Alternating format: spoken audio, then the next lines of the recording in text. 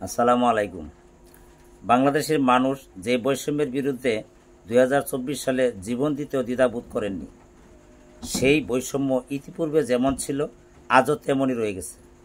একসময় সেনাবাহিনীর মাথার দিকে তাকালে বোঝা যেত এই লোক নিশ্চয়ই সেনাবাহিনীতে চাকরি করে।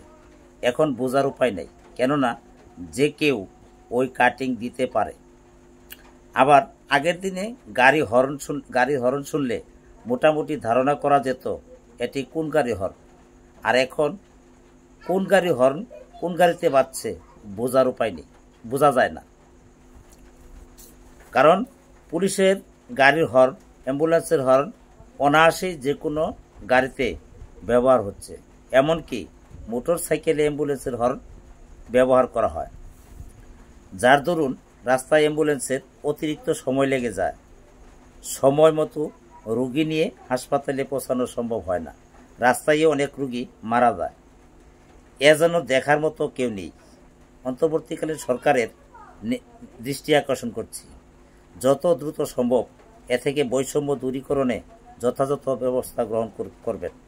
দয়া করে এদেশের মানুষকে এই বিরক্তিকর অবস্থা থেকে মুক্তি দিবেন, ইনশাল্লাহ।